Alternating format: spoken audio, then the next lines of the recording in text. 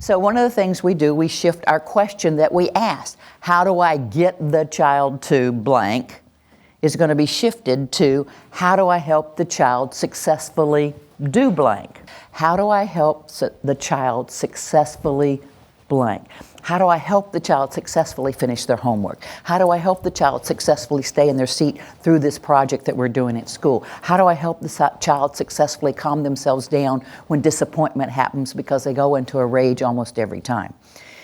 And then with that question, then you contribute to the brainstorming. You ask the child to contribute to the brainstorming. Okay, so I'm in a school. This is actually kind of funny because I thought this was going to blow up in my face for sure. So I'm in a school, and they had this classroom that to get from their classroom to the lunchroom, the quickest way in the school was to go through the auditorium. So there was a door here and a door here, so they'd walk through the auditorium. But when you walk through the auditorium, there's these steps that go up on the auditorium, and then there's these steps that goes down. So this is, I think, kindergarten. It's been like 6 weeks or so, and at least every day you've got 3 or 4 that go up the steps, on there, and down the steps. And she's done everything. She's taken away, she's done all her rewards and punishments. She knows what to do, and now she's just crumbled into a pile of, I should have never been a teacher. And so I said, well, I'm in the school, and I'm like, oh, let me help. So I go in there to the class, and I talk to the class, and I go over the problem, and I ask them, now, how could you, as a group, successfully go from your class to the cafeteria and walk straight on the bottom floor all the way across from one door to the next? So I define that, and they start brainstorming. And the teacher jumps in, and she's brainstorming. They come up with a list of stuff, and then they're going to vote on the ones that seemed reasonable. Now, what they threw out didn't seem reasonable to me.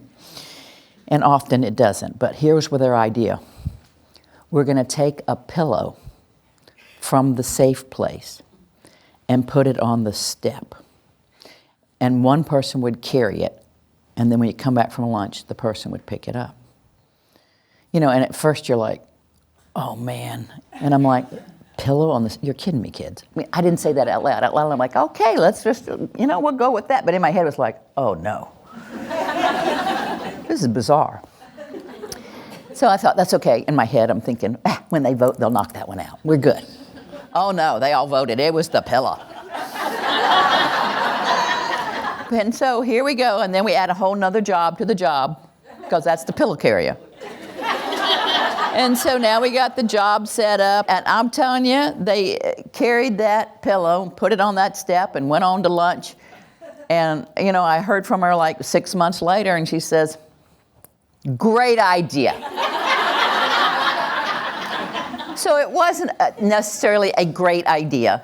It was, I changed the question, the kids got involved, which is called shared power. They had a say-so in it, and that's what they came up with. And no matter how much we want to judge them as just craziness, it worked for that class. So that's why it's important that we change these fundamental choices that we make and the fundamental question that we ask.